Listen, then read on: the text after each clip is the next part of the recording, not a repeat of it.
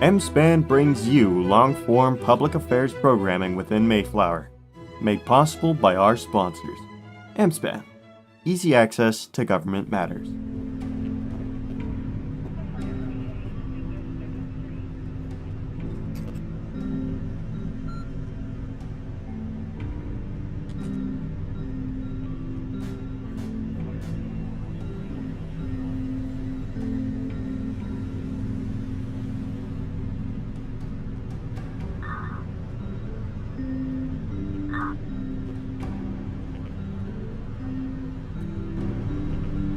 I'm Bob. I'm one of the plaintiffs and the movement for this TRO and the attorney litigating this matter. We're requesting the TRO to stop the enforcement of the disqualification of the candidates and the reinstatement of the business license of the Columbia First Party. Because, hold on, 1 second. Due to the sudden revocation of the political party's license, an action taken without due process or adjudicated finding. My statements will be made in accordance with Winter v. NRDC 55 U.S. 7 2008, which is the federal standard for a temporary restraining order. So, the case is likely to succeed on the merits. The state disqualified the voters from the ballot, the candidates from the ballot, not based on anything any of the candidates did, or well, one of the candidates, but a party official was charged with treason. Go ahead. Can I ask a question here? So I'm going to do this to both sides, so don't feel off-put. Can you give a summary in a sentence or two why this happened? So is it was someone convicted, or was this just an investigation that was opened? No, Your Honor. So, upon a MBI investigation which led to charges against a party official of the Columbia First Party, the Department of State, without giving us any due process or no due process at all, we weren't able to appeal this decision. They initially suspended our license and then completely revoked the license with no opportunity to respond. And this is, it's depriving the owners of the Columbia First Party of their party. It's taking away a platform of free speech, and frankly, it's a political attack. There's been no conviction. And what type of due process are you looking for here? Are you saying and arguing that the due process needed is something that the State Department should have given, or are you saying that actually this is to such a high standard that actually the courts can only give that sort of due process? Well, in my opinion, Your Honor, the State Department should have waited for a conviction in court before moving even remotely near to the fact of revoking the business license of someone who wasn't even the owner. The person charged was not even the owner of the party. Okay.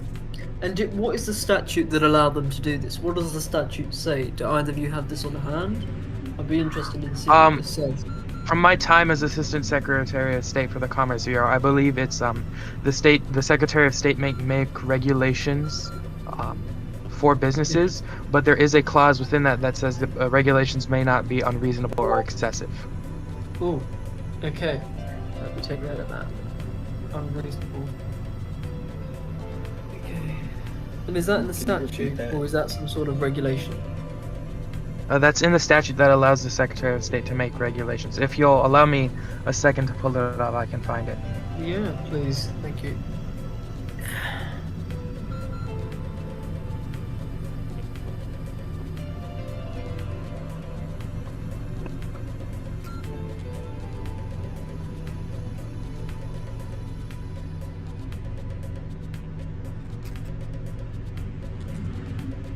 Alright, I have it here, Your Honor.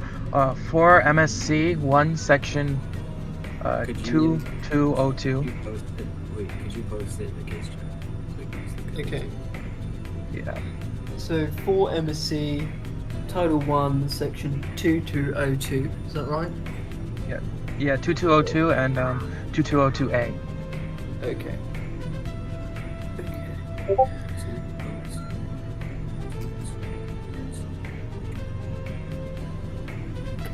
Great. And feel free to continue when you're ready. Sorry. You may have to rejig depending on the questions I ask, but yeah. Yeah, I understand. It's all good, Your Honor. Oh, that is not... Okay, that can go in there anyway. I've posted also the waiver of liability from the Mayflower Electoral Commission allowing us to sue them. Oh, great. Is that in the Alright. chat? Oh, Yeah. great. Um, Go. okay, let me circle back. Alright, the first, under the federal standard, for a TRO, the first thing is, the movement is likely to succeed on the merits of their case. The state disqualified me and the other candidates from the ballots, not based on anything we did, but because of an unproven allegation against an official of the party. There was no hearing, no conviction, and no notice, and no opportunity to challenge the decision. This violates the due process rights under both the state and federal constitutions. Additionally, the right of the party members to political association and equal treatment of the law has been infringed. We met all legal standards to run, and the disqualification is not is based solely on affiliation without any legal or factual basis. The Department of State, by revoking the license, forced the MEC to revoke the political party status, which disqualified all the candidates, to clarify. All right, the second standard under the federal standard is irreparable harm. If the TRO is not granted, all of the candidates will suffer irreparable harm. The election is approaching, as you know, and every day that passes means damage gets worse. Candidates aren't able to, campaign. Voters are already being denied their choice to vote for me and the other candidates because we're not on the ballot, and I may lose my chance to run altogether if this is not, done soon. Once the name is left off the ballot... Can I intervene there? So, because of this disqualification, do you only get to run as an independent, or are you just not on the ballot at all? I'm not on the ballot at all, Your Honor. The time to submit a petition to run for as an independent was passed a few days ago. Okay. Okay, yeah, go on, carry on then, thank you. Once the name is left off the ballot, that damage cannot be undone. Just today, the final list of candidates was posted. So that needs to be... There's still time to change it, but that needs to be remedied. Alright, the third item on the federal standard, the balance of harms. So, the harm to me and the fellow candidates is immediate and permanent, and there is no meaningful harm to the state or election officials if they are temporarily restrained from, sorry, let me rephrase. There's no harm to the state if they are temporarily restrained from withholding us from the ballot.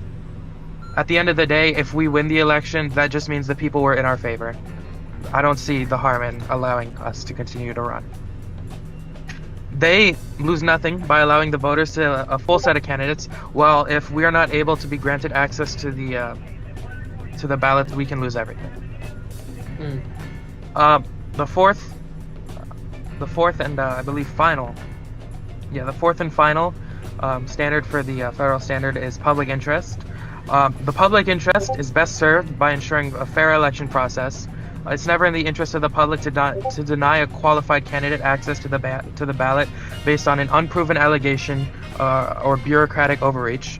The TRL protects the voters as much as it protects me and the other candidates. Any questions, Your Honor?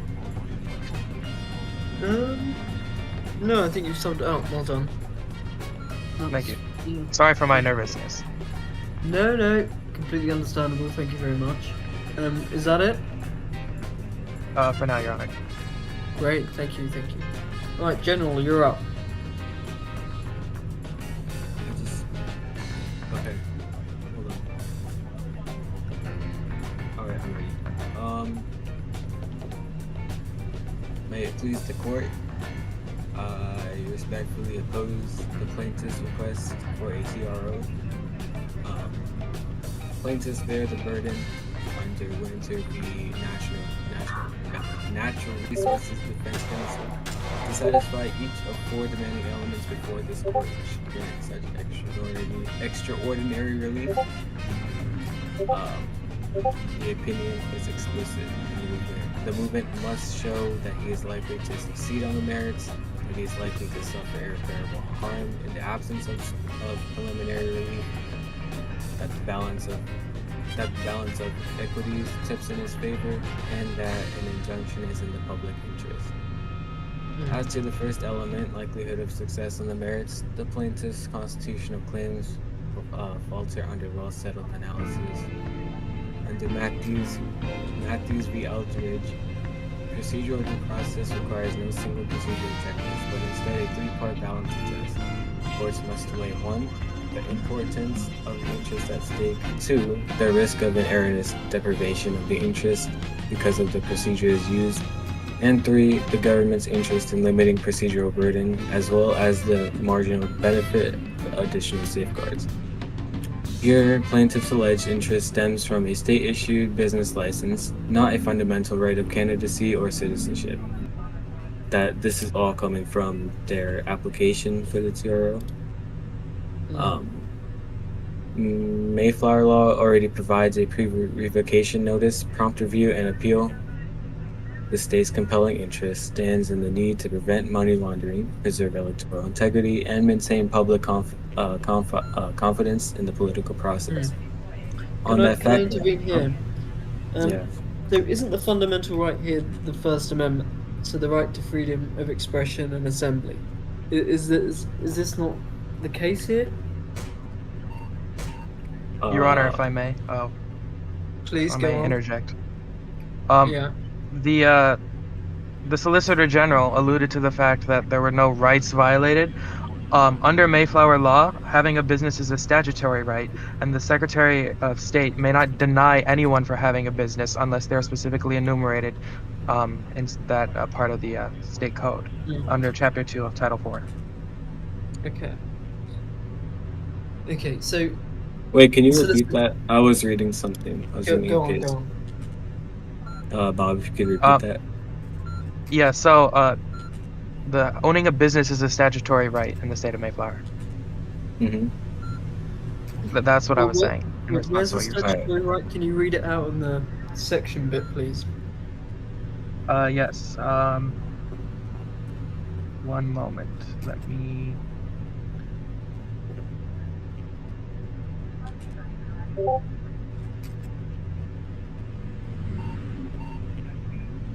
The Secretary of State shall refuse to file articles of incorporation if it does not meet the following standards, and then it enumerates standards. And then the Secretary of State shall refuse to file an article of general partnership if it does not meet the following standards, and then 4 more standards. That covers all types of businesses. Under that, it's kind of implied, Your Honor, that if it meets those standards, he can't refuse to file it. Okay. Therefore, making a business a statutory right under the state of Mayflower. So it's an implied right, basically, is what you're saying. Yes, Your Honor. Okay. Did you get that, General?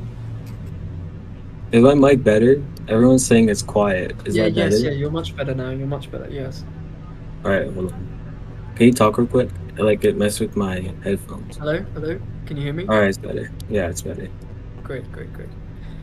So can I ask you a question there? You said there's no fundamental right. If I say that the fundamental right is freedom of association, and then I'd apply strict scrutiny to this, and say that due process is required. What's your reply to that? Wait, can you say that again? Sorry. So, if the standard, so obviously to apply strict scrutiny, you have to have a fundamental right in question, and then the measure needs to be narrowly tailored. If I said that the fundamental right is freedom of expression or assembly or association, whatever one it is, because that's already recognised as a fundamental right. And then I say that this measure is if I say that the measure is not narrowly tailored, because the executive shouldn't be able to take away someone's license without sort of due process. What's your reply to that? Is that sort of the wrong sort of way to go about this? Yeah, so the First Amendment protects the rights of citizens to associate. So this is from case law. To associate and to form political parties for the advancement of common political goals and ideas. That's from Colorado Republican Federal Campaign versus Federal Election Commission. States may enact reasonable regulations of parties, elections, and ballots to reduce election and campaign-related disorder. Burdick v. Takushi. So Okay. the Columbia First Party was activated pursuant to 12 MSC 2 subsection 4101D. Here, let me pull that up. Say that again. Say that Here, again. let me pull up the statute. I'll read it out. Yeah, please. I gotta open it.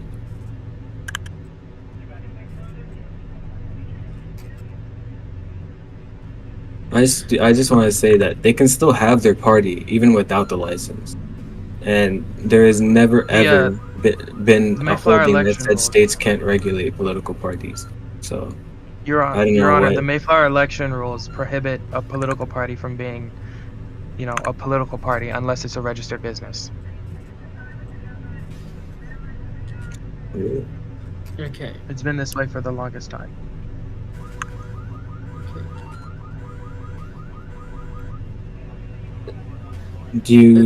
Where is that? Where does it say that? Can you make that a little easier? I'm just going off the top of my head. Let me check the MEC Discord. That was the last I heard of it. Check and the they laws. disqualified us because... Check the rules. The code, electoral code under Title 12.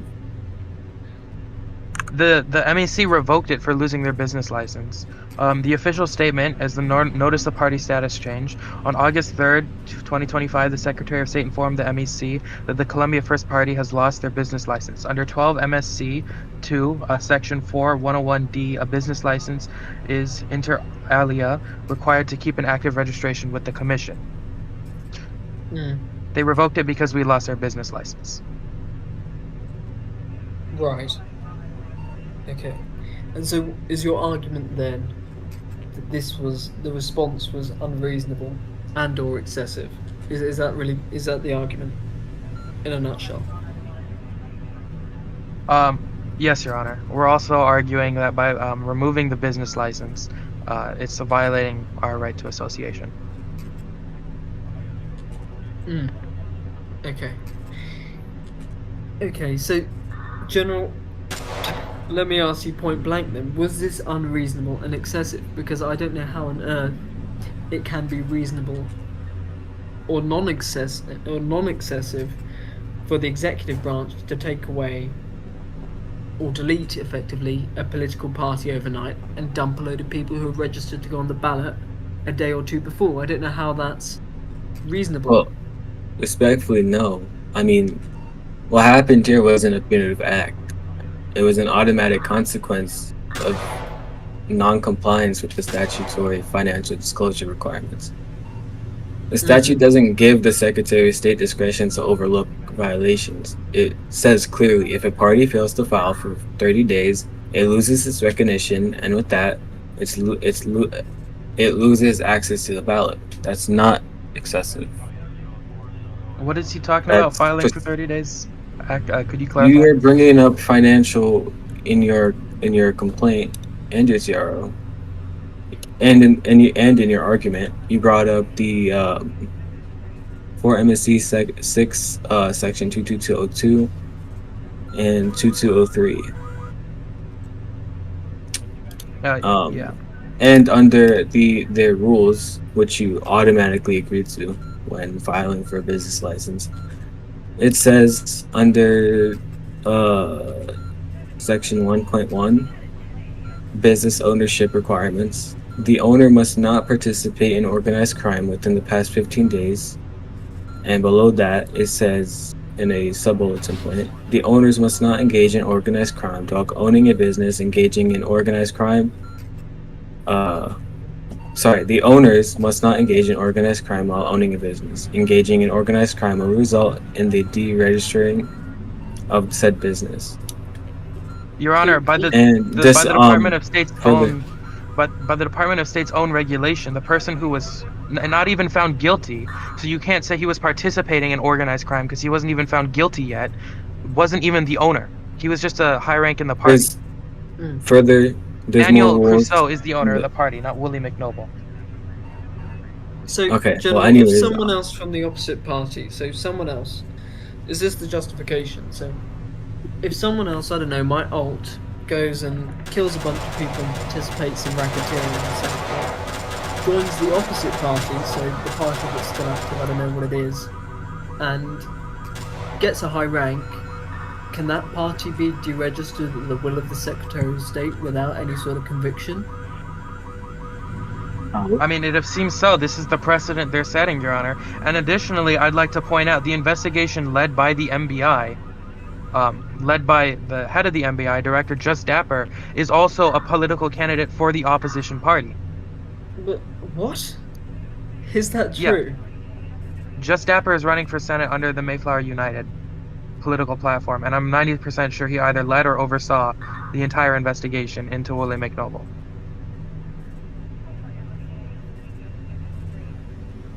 Okay. So, okay, the Solicitor General's just saying he's got some problems with his mic. Okay, I'll question you for a bit until he's back. So, so go over this again. The opposition, or a member of the opposite political party, is running for office and is in charge of, or basically facilitated, deregistering the other political party by investigating them and criminally charging them. Is that right? Yes, to my knowledge, Your Honor. The director of the Mayflower Bureau of Investigation, who is running for state senate under the opposition party, oversaw or led the investigation into Willie McNoble, upon which recommended to the Secretary of State that the Columbia First Party license be revoked for a non-owner of the business committing a crime, thus leading to the disqualification of all of the party's candidates. Okay, this sounds Or Dapper isn't the director. I was just informed. I believe he's deputy director, but that's still Deputy. a major. Yeah, that seems like a conflict of interest if there was one. Okay, the Solicitor Hello? General just asked for 5 minutes. Hello? Hello? Who's speaking? Oh. Solicitor? Oh. Yeah, Do you still hello? need 5 minutes? Yeah, give me 5 minutes. I need to Okay. gather my thoughts. I think I should have prepared a little more for this. No, Okay. that's fine. Okay, well, we'll go and recess for 5 minutes and then we'll come back. Give me 5 minutes. Okay, see you in 5 minutes then.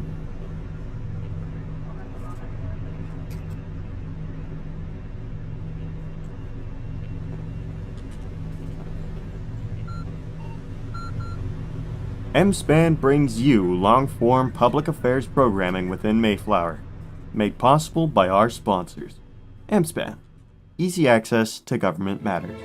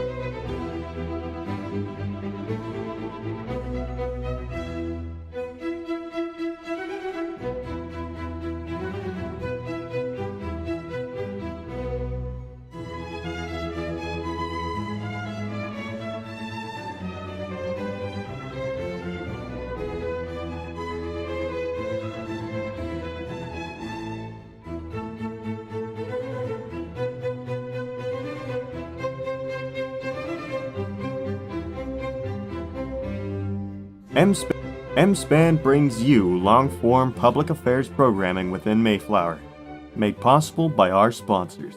MSPAN, easy access to government matters.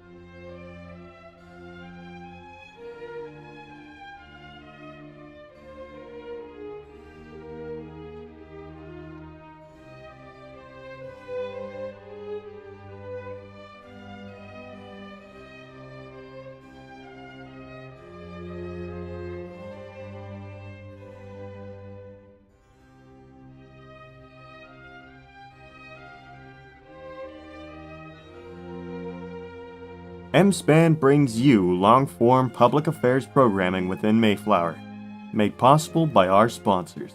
MSPAN, easy access to government For a matters. statement then, I'm happy for your statement then, Bob, and then we'll go to defense. Alright, so, Your Honor, adding on to what I was just saying about, Dapper leading this investigation, it's also been directed to my attention that Just Dapper is the Inspector General for the Department of State. Okay. I was just tased. Wait, what? I just got tased. There was a subject who ran and he got tased in the crossfire. Oh. That's great. But Just Dapper being the Inspector General is policing the Department of State, allowing them to, commit these illegal acts, whilst also leading, the clearly biased investigation which caused the revocation. That's all I gotta say. And can I ask a question of defense? Do you know when this investigation began? I do. You just give me 1 minute, I can pull up the transcripts, and then I have a statement to make after that if you Great, yeah. would allow that, Your Honor.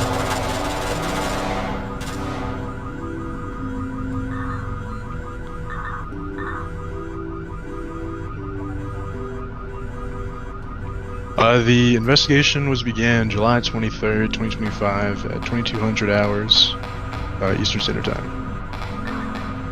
Okay. And when did the registration period for independence close? I'm not entirely too sure, Your Honor. Let me see if accuracy. I believe providing an 2-3 answer. days ago. I believe 3 2-3 days. days ago, Your Honor. It was But 3 days. we had no knowledge of an investigation until the suspension and conviction, or charges, I should say. Right. So that it was conveniently released a couple days after the registration period closed, and where everyone on that ballot for that party would be kicked off. Is that true? Yes, Well- Your Honor. Okay. We also have Discord messages of their top secret informant being told by the party owner not to embezzle money. He was, doing stuff on his alt account, as most people do in this game, and he was told not to embezzle money by the party owner. Your Honor. And he obviously did something behind us all with Willie McNoble, but that's another point. Yes. Your Honor, the party owner, Daniel Crusoe, was aware of the actions. We actually have messages sent to a MBI special agent of Daniel Crusoe being aware that the informant, the state's informant, he was aware that there was the talks of money laundering going on. If you provide me access to the case channel, I'll disclose it.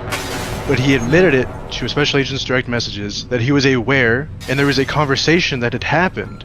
So he was aware that there was a conversation, at least a conversation that was happening, and then it proceeded to evolve into actual full-fledged money laundering. So the notion that the party leader had no idea what was going on is simply untrue and is a lie from the plaintiff. No, Your Honor. The party leader had no knowledge of the money laundering after what he said not to do. I can read off the messages and I will admit it into the case channel. Let me open it 1 second. Okay. Well. And then if you could provide me the access, I'll send my screenshot. Yeah. Well, the It's facts been are very posted. interesting. Yeah, the facts I'll are read very- it off. The state's informant was asking about money laundering. The party owner said, "Hey, yes, I'd like 1 felony charge." And then his last message is, "Ollie, if we money launder, that'll 100% or 1,000% backfire." He was telling him not to do it. Okay. But is the business owner still not responsible for his employees? He had knowledge that they wanted to do it, and then they proceeded to do it. This was a senior party leader. This wasn't just a staffer. This was a senior party leader who was money laundering into it to campaign for the party. Okay, just a second. Regardless of whether he had knowledge, first of all, it's not the business. It's donation. It's not his job to look into where donations are getting their money sourced from. He's not a private investigator. But regardless, sorry, Your Just Honor. a second. Hello? Hello, can you hear? Hi, how are you? Excellent. How are you, Counsel, Mr. Pack? I'm doing amazing. I am here as sort of a secondary counsel, like a little limited appearance for the defendant. I would like to just kind of take a step back and Please. reframe. Sorry? Please go ahead. Okay, I would like to take a step back and kind of reframe this issue where it's not so much that it's them being disqualified, it's they ran under a now invalid party, and obviously we know, going back to like 1970s, 1990, and Storr versus Brown, Timmons versus Twin Cities Party, states have broad discretion to regulate ballot access. This really is just a ballot access issue. And the party that let them on the ballot is now invalid. They were found to be various different campaign finance violations, criminal activities. And the reason that they can't be on the ballot is because obviously, like I said, this invalid party nominated them and they don't have the requisites for an independent petition. So that's all I have to say. Your Honor, if I may respond. And I welcome your questions. Okay. Yeah, go on then, Bob. By the time the revocation of the business license had come, it was already too late to file to run as an independent. First of all. Hello? Second of all, this isn't an issue of ballot access. All of the candidates were certified by the Mayflower Electoral Commission and were qualified candidates. It's an issue of the business license being revoked without due process and illegally. Yeah. Yeah. Do you have I have a anything to say about response to that again. Yeah. Yeah, I do. So, number one, as was said earlier, when they got their business license, right, they agreed to all the regulations that the Department of State put out. And this also includes when they ran for election, they agreed to all the MEC guidelines, which included that they wouldn't violate campaign finance rules, but they did it anyway. And then there's also the matter of, they say it's not a ballot access issue. It is a ballot access issue. They're asking to be restored, but they can't because they were nominated, like I said, once again, under an invalid party that broke campaign finance rules. No other party did this, by the way. It was millions of dollars. And we're now past the deadline, and frankly, it's like... My question is who gets Sorry, to say decide? again? My question is who gets to decide if they're guilty of this? Is it the courts, or does Well, it the was... person get to shut down the So, party? in real life, right, the FEC investigates federal campaign finance violations, then they refer it down to the State Board of Elections. There are multiple Your Honor. times, I think in the... Please don't interrupt me, please, thank you. And then in the 1990s, there was a party in New York, or in the 80s, they had like 3 people on their board who were charged with fraud. They were referred by the FEC to the State Board of Elections. Their candidates were disqualified, and then later on, I think they challenged, but it was just too late, so it was moot. And then that's kind of just how this goes. Like the MEC made this decision. The MEC saw the evidence, they made the decision, and also just by entering into this election, the Columbia First Party agreed to all the MEC guidelines, which, like I said, for the 1,000th time, includes not violating campaign finance guidelines. Your Honor, And as for a matter of due process, excuse me, as for a matter of due process, they're not making a facial challenge to the business license challenge, so that is an issue that's not right for judgment. Your Honor, Okay, go. if I may, Your Honor. Yeah, go on. First of all, there was no rule broken of the MEC rules besides the business license status being invalidated. I don't know what he's talking about. Campaign and finance rules. There was no MEC rule broken. It was a Department of State rule set by the Secretary of State. Okay. It says organized crime. And we've been over this, that the statutes in the Mayflower State Code explicitly state that they cannot be unreasonable requirements of businesses. And trying someone without an actual trial, determining they're guilty without that being decided by a court of law, is absolutely 100% unreasonable. They're revoking it preliminary. Once he's finished, preliminarily, I can respond to this. Without Sorry, please any continue. without any court, adjudicating this. Yeah, can I just point out what my issue is here? So again, I think the real issue here is it unreasonable and is it excessive for an individual to shut down a political party, or 2 individuals to shut down a political party and judge someone to be guilty of something, or say that they're in violation of a criminal law without it and a conviction in the first place? That's really what I want to know. Is this projected toward me or him? Yes, or to either? you, yeah. Thank you. Okay. So they're not declared guilty of anything. This is just this case in essence is boiled down to, does the MEC have a mandate to investigate violations of campaign finance? They do. They have a specific and legitimate governmental interest in ensuring that people don't violate campaign rules, as was done here. And then, if the MEC is not allowed to take action, then anyone can just run roughshod and, embezzle millions of dollars, right? And again, let's sorry, not to interrupt. They can still, as an adjacent, their party is not shut down. They can still assemble, they can still associate. The only issue is they can't get ballot access because they violated the rules for this election.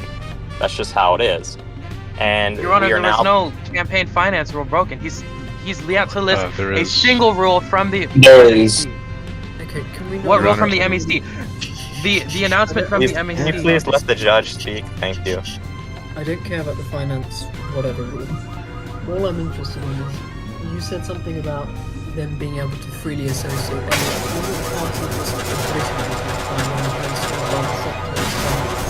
business, Well, truth be told, I would like to know. They can associate colloquially, but as a political party, they can't really associate. And surely that's a deprivation, isn't it? Well, not necessarily, because truth be told, political parties are, in essence, they're more abstract than concrete. So yes, you have local rules, state laws regulating them, and yes, you need to. Well, okay. In essence, let's separate the two, right? You have the governed side, which is like the side of the party that agrees to, in exchange for ballot access, they'll follow all of the laws, all of the MEC regulations. Then you have the abstract, which is just the party in fact, which is all the people outside, like just the membership in general. And then to actually effectuate their party, they need to be following the rules. But they even if they don't have the concrete part, which is, which we now allege that they have, like we said, violated the rules, so that part's out of the window. They can still associate in the abstract sense. So there's no association being trampled on here. The association, they did that to the concrete association, they did that to themselves, okay? They broke the rules. The MEC is within its right to investigate and adjudicate these. Please, let me finish.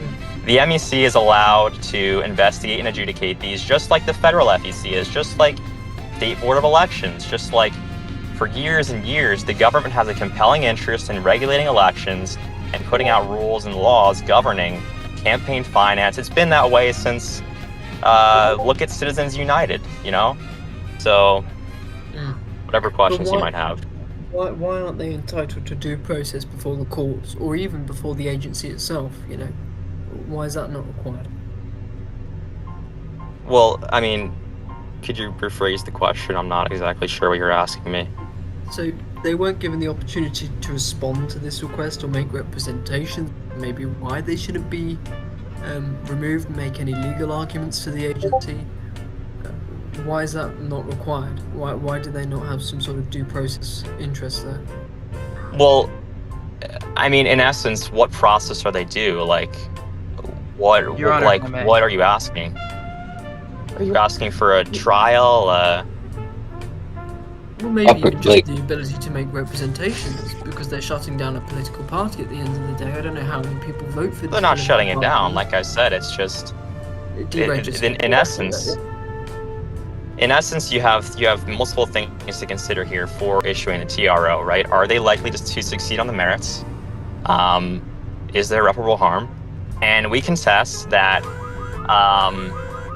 as we have alleged by sworn affidavit by the MBI, they would not be likely to succeed on the merits, and if anything, they would lose on the merits if we show, by contrast to their claims, they are going to have to essentially exonerate their party in this case to win this case at the end.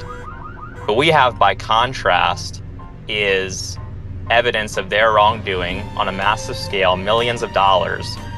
So in this case, their only way forward is to exonerate themselves. Your Honor, if I may.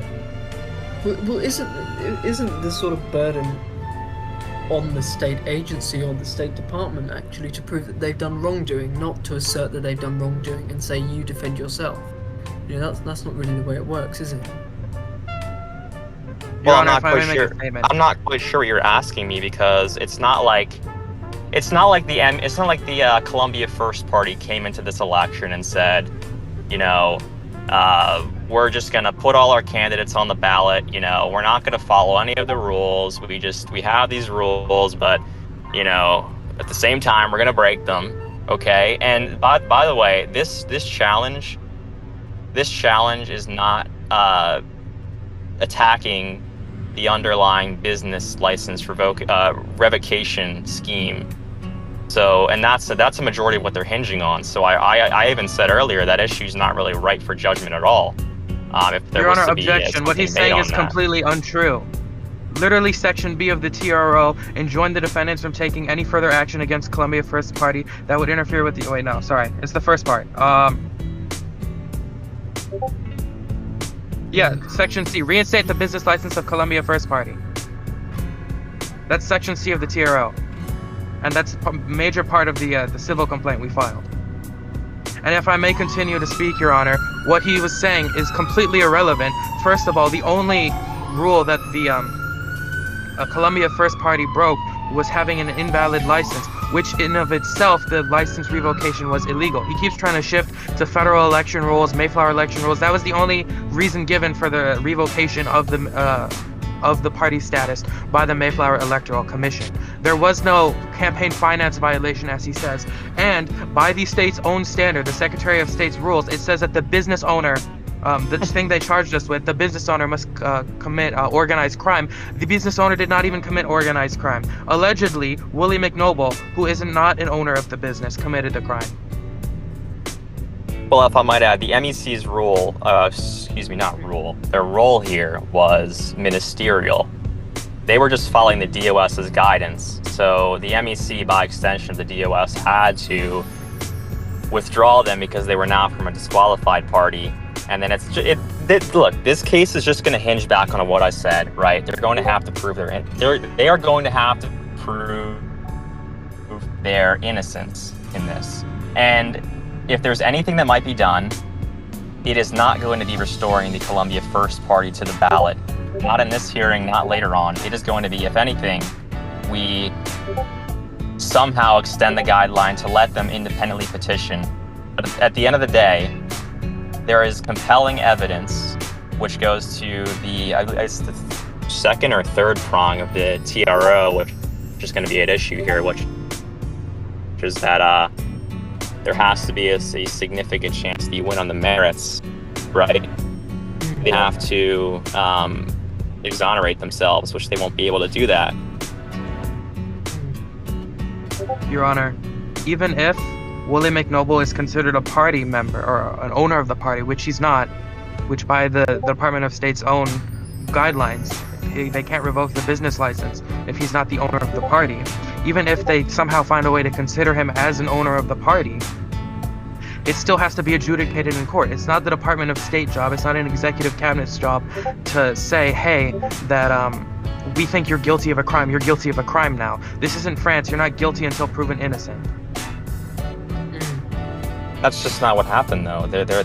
You're not convicted of a crime, exactly. But you're allowed to be.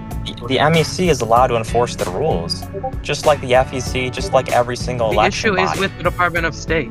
The Department of State is a named defendant. The Department of State is allowed to enforce its rules. It's like how the ATF can classify, a AR-15 as an automatic weapon if they want to. This is what the Senate gave them power to do. And this has been upheld in many cases. The Department of State's rules is unconstitutional. Please, let me finish. By extension, these agencies can use the power that the Senate gave them to make their own rules and enforce their own rules. They have a mandate to do this. Okay. Right. Okay. Can we move on to closing arguments then? I think. Your Honor, if I could make one final statement. There's a lot that's been stated by the plaintiff that I'd like to respond to. Yeah, go on then. Quickly then. Okay. So, throughout the dialogue here, the plaintiff has stated that they didn't break any electoral code rules, although Subchapter 2 Discipline, 12 MSC 4203 specifically goes over finances and goes over that they make donations, membership dues, or other forms of monetary payments, but no expenditures shall be payable for salaries or non-campaign related expenses. And it goes on to say, except where otherwise listed, all members of a political party are jointly liable for improper use of campaign finances. Mr. Willie McNoble, a senior party official, improperly used campaign finances, which is an MEC violation. They are more within their rights to remove them from the ballot. This has been a very continuous argument from the plaintiff. He's kind of threw it in there every time he's spoken. Additionally, the candidates were aware of illegal activity. There was a specific candidate, I think their name was Sedative, who specifically left and filed a report with the Mayflower Bureau of Investigations in regards to the criminal activity they themselves, as a candidate with that political party, were aware of. It's simply untrue that they're saying that Daniel couldn't have known, when simple people who are the simple candidates in their party were aware and were independently leaving prior to the due date. They were leaving and running by themselves. That candidate, Sedative, is independently running. They were more than aware of what they were doing. Daniel knew what they were doing. Willie knew what they were doing. Willie is a senior party official. In sense, I would argue they're an owner. I'm not the biggest legal mind, but I'd argue it. But the ordeal that the plaintiff is pushing forward is simply untrue. They violated Department of State rules. If I could just 1 second here to sort and find it. 1.1 business ownership requirements. The owner must not participate in organized crime for the past 15 days. Again, as a senior party official, through the messages that were even shown, Daniel Crusoe was aware and participated by allowing that employee to continue.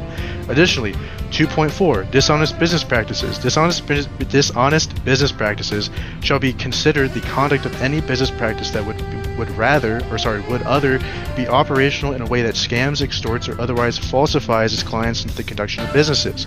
2.3 operation of a criminal business. The continual commission of other crimes as defined by the Mayflower Criminal Code in any form while representing the business or using its property as a front, included it was suspended, not completely disregarded. There is, quite frankly, they were aware what they were doing, and the fact that the plaintiff is continuously arguing that the owner, or the quote sole owner, was unaware of it is simply just a fallacy. It can't be true. As I said, if you provide me access to the case channel, I'll provide the screenshot that I'll be personally Your Honor, between a conversation with Daniel and a bureau investigator. Additionally, there was a talk that the deputy director, Just Dapper, was involved in the investigation process with the bureau. But again, if they were arguing that and they claim that they are aware of this, I'd encourage the plaintiff to provide any sorts of proof. It's physically impossible. We're going way too far. We're going way over. Your Honor, may I respond to that just really quickly? No, I don't want to. This is quite important, Your Honor. No. We can talk about it. This is just for the TRO. We can argue facts later. Okay. So, give me the closing arguments now. You both have 3 minutes, and then I want to make a decision by half past. Okay. Your Honor, can me and Sato split it up? We want to both say something to close. He's gonna go first. Yeah, as long as you don't Yeah. talk for America.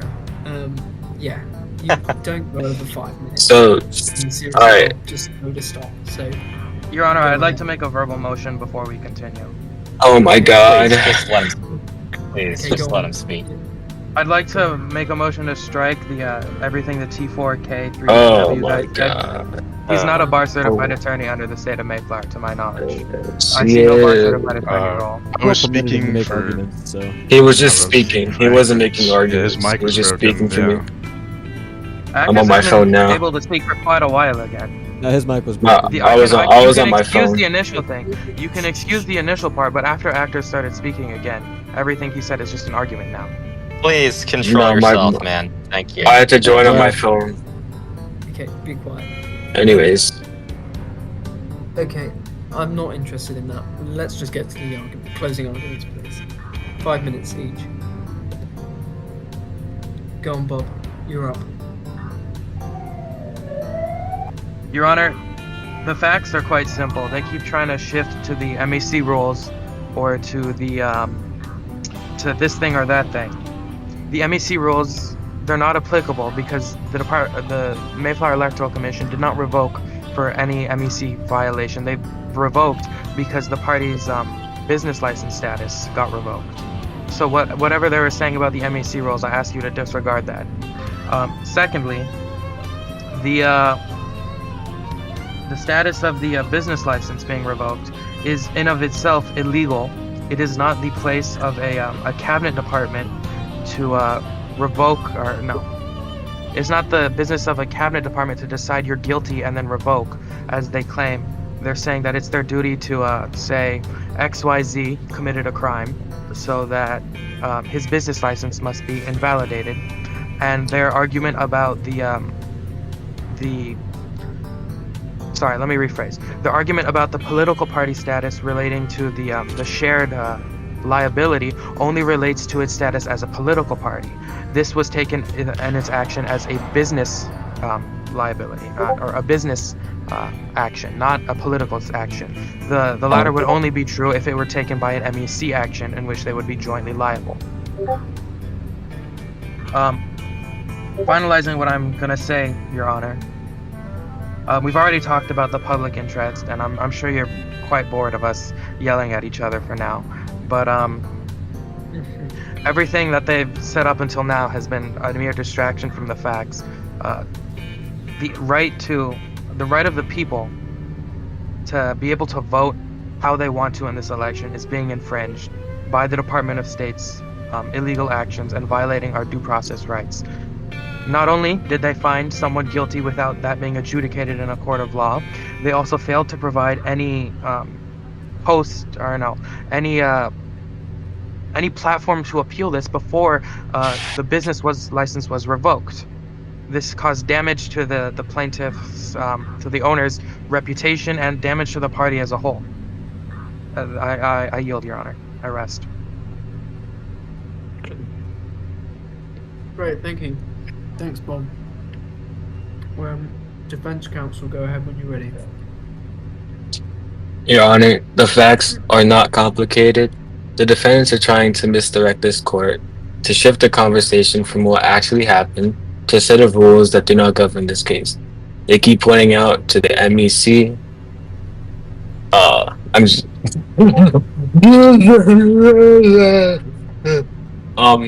Nigga. let me be clear. No court convict. What the hell? Yo, just letting you know, never use ChatGPT to do your closing. Tyler, you can go ahead. All right. Okay. That kind of threw me off, but anyways, so in many cases, right, in addition to answering the question of what process are they due, because that's just putting aside what I said earlier about the facts, about how they can't show success on the merits because they essentially have to prove their innocence here. That is how they win this case. They brought this case. The burden is on the plaintiff to show their innocence. Anyways, putting that aside, pre-suspension process is, in essence, allowed, and this has been upheld over and over again, where the public interest requires it. For example, here, where a political party is cheating on a massive scale by embellishing itself with over $1 million, the public interest undoubtedly requires that. You look at cases like Gilbert versus Omar, and even examples like in 2021 or 2022, when the GameStop stock was floating upwards off the Wall Street bets, you had the SEC shut off trading immediately. There was lawsuits about that. They said, no, the SEC has a compelling interest in stopping people from trading. Even though it's their money, they're holding the stock, it's technically their property. No, the SEC had a compelling interest in stopping them from floating up the value of the stock and distorting the rest of the market. The same thing, the same principle, not the same facts, applies here. The MEC has a compelling interest in stopping people at the buck from distorting the results of an election by cheating. It's what it is, it's cheating. The other issue is the Columbia First Party, as a result of where the public interest requires it, they then presumably had adequate process. And then they also had access to appeal mechanisms like whether it be requesting the MEC expand their waiver of immunity, but they didn't do that. So I would point to cases like Hudson versus Palmer, FDIC versus Malin, Gilbert versus Omar. They all say the same thing here, where the public interest requires it, due process is satisfied. In essence, where we have individualized evidence of severe wrongdoing, and the MEC has a compelling interest in enforcing their rules and their regulations and the laws that the Senate put out. And that's all that I have to say about that.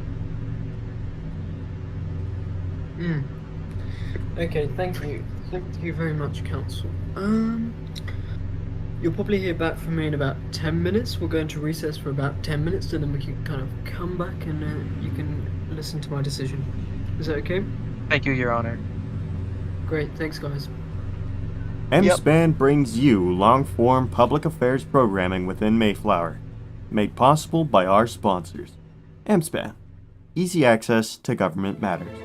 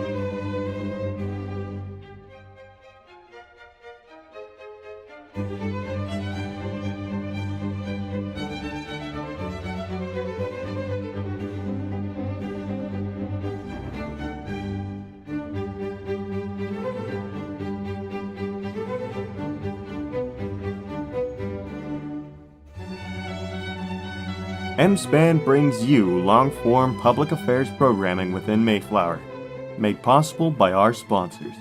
MSPAN, easy access to government matters.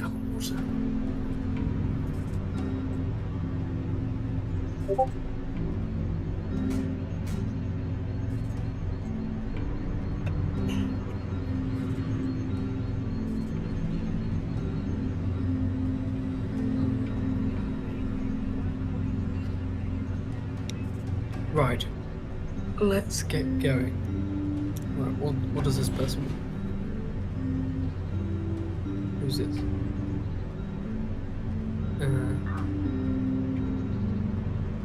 Okay, yeah, okay, sitting down, I don't really care. Anyway. Okay, I've decided to make a ruling. This is an oral ruling on the TRO. And I'm going to rule in favour of the petitioner to an extent, and I'll explain that just briefly. So under the winter standard, there's obviously 4 standards. Whether the petitioner is likely to succeed on the merits, whether they'll suffer irreparable harm without relief, whether the balance of equities favour the petitioner, and whether an injunction is in the public interest. And I'm satisfied that all of the 4 standards suffice here. I'm satisfied that the movement is likely to succeed on the merits. I believe there are serious due process concerns here related to a singular person or the singular exercise of an executive official or exercising ministerial powers, simply eliminating or deregistering an entire political party at will without any sorts of representations or court involvement beforehand. I'm also satisfied that there are likely improper purposes behind that need to be examined, and there are also separation of power concerns behind that also be examined, and that the petitioner will likely succeed on.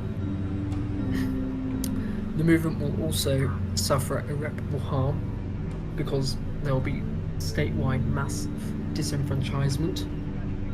Individuals will lack candidates to vote for, and individuals and candidates who campaigned over the past election cycle will simply not appear on the ballot, and only a singular party will appear.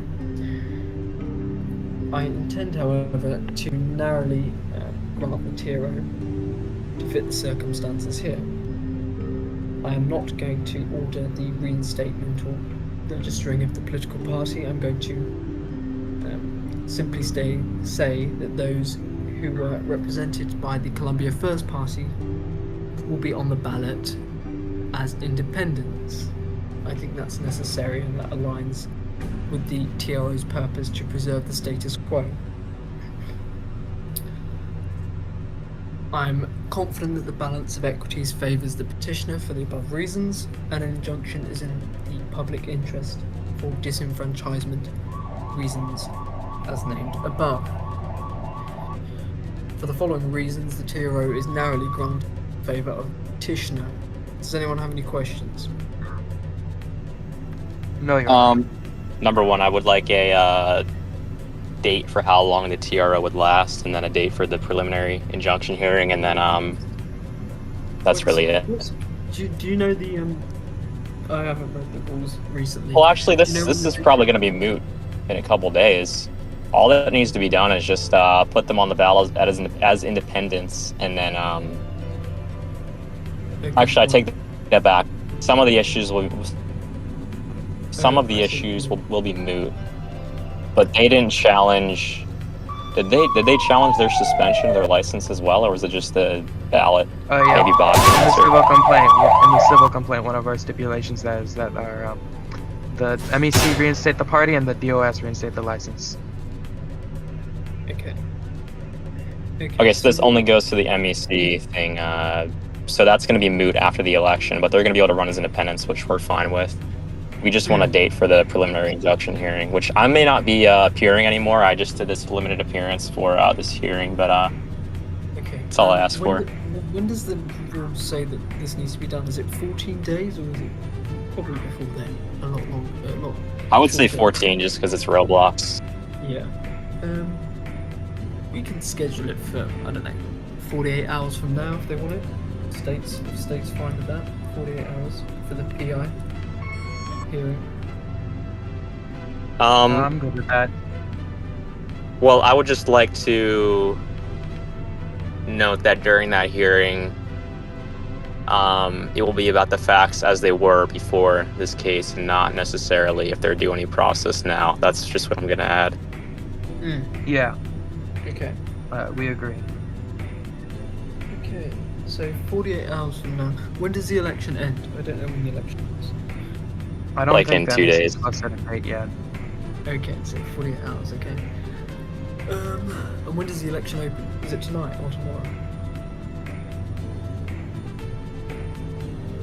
Anyone? Like the 5th probably. Okay. Okay. So there's not really a timeline you could say if you I mean, they're running as independents, so they pretty much got what they wanted. So, and we're fine with that actually. We were just concerned about the party itself. Yeah, I don't think it would be wise to sort of reinstate and then unreinstate. Yeah. So I think this is a better sort of compromise. If everyone's No, I happy with agree. that. I made that point earlier. Yeah. Great. Well, thank you guys. That was very eventful and very interesting. Yep. Thank you. Great. Good luck. And just for Thank so you, Your everyone Honor. understands, for the public and audience, basically what I've just said is the Mayflower. What's it? Mayflower United.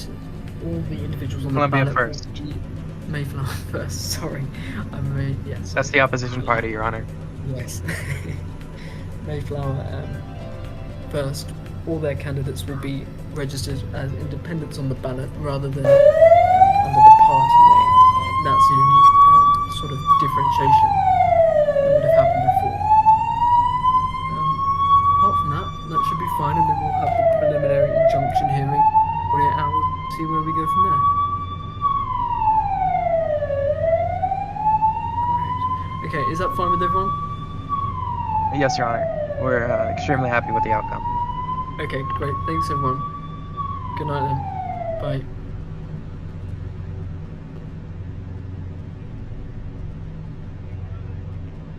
MSPAN brings you long-form public affairs programming within Mayflower, made possible by our sponsors. MSPAN, easy access to government matters.